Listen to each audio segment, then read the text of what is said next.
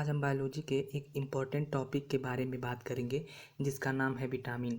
ठीक है, ये विटामिन से एक दो क्वेश्चन आता ही आता है। ठीक है, तो बायोलॉजी में कुछ टॉपिक ऐसे होते हैं ना कि जिससे क्वेश्चन बनता ही बनता है। तो उसमें से एक टॉपिक कौन सा है?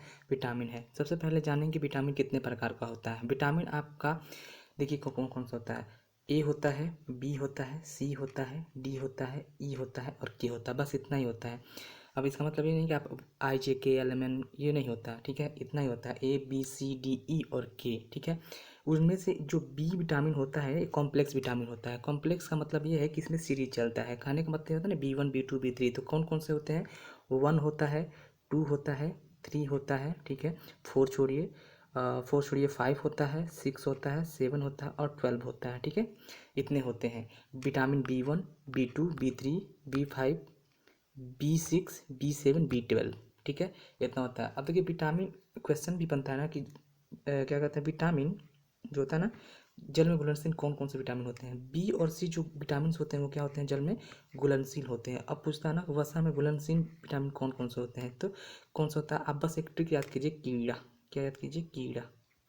ठीक है, बस इससे ये सेंटेंस इससे ये बनेगा। ठीक है, अब देखिए विटामिन के, vitamin E, vitamin D, vitamin D, vitamin A. ठीक है, ये सारे किस में घुलनशील हैं? वसा में घुलनशील हैं। देखिए आगे देखते हैं।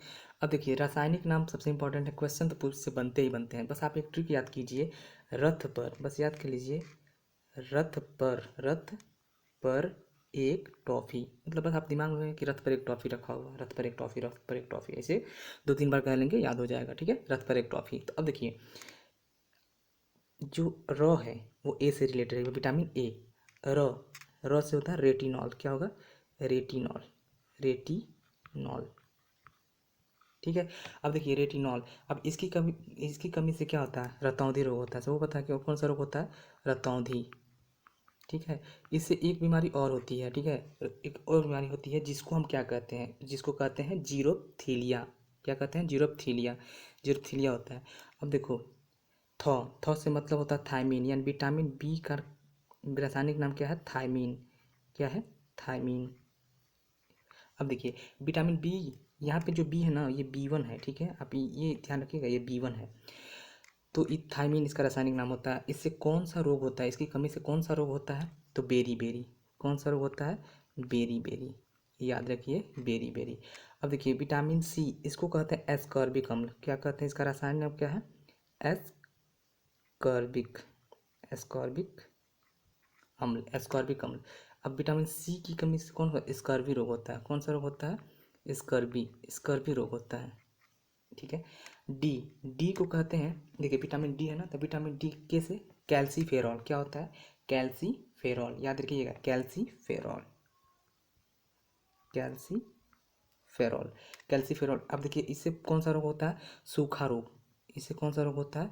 सूखा रोग। ठीक है, सूखा रोग को ही रिकेट्स भी कहते हैं, लेकिन ये बच्चों में होता है। अगर एक क्वेश्चन पूछ, अगर मतलब दिमाग में क्वेश्चन उठेगा कि अगर सूखा रोग मतलब बच्चों में सूखा रोग होता है तो बड़ों में वो रोग किस नाम से जाना जाता है? तो उसको कहते हैं ऑस्टियो मलेशिया। मलेशिया याद कर लीजिए, बस ऑस्टियो मलेशिया होगा। अब देखो ई, ई का रासायनिक नाम होता है टोकोफेरॉल। क्या होता है? टो से टोकोफेरॉल, टोकोफेरॉल, टोकोफेरॉल होता है। अब देखिए क्वेश्चन उठेगा कि विटामिन ई की कमी से कौन सा रोग होता है? भाई इसमें ये रोग होता है ना कि जो जनन शक्ति होती है वो कम हो जाती है। जनन शक्ति क्या हो जाती है? कम हो जाती है। अब देखो के यानी कि फी से क्या होगा? फिलोक्विनॉन। क्या होगा? फिलोक्विनॉन, फिलोक्विनॉन होगा, फिलोक्विनॉन होगा। अब इसकी कमी से क्या होता है? जैसे कट जाता है ना, कहीं कहीं कट जाता है, हाथ कट जाएगा, कुछ भी कट जाता है ना, तो वहाँ पे ब्लड क्या होता है? वो नहीं होता, जमता नहीं है, मतलब ब्लड निकलता रहता है। इसकी कमी से ये होता है। ठीक है, इतनी सारी, बस ये याद रख लीजिएगा, रथ पर एक टॉफ़ी, याद रखिएगा। ठीक है, नेक्स्ट। अब देखिए इसके बारे में फैक्ट जो क्वेश्चन बन सकते हैं।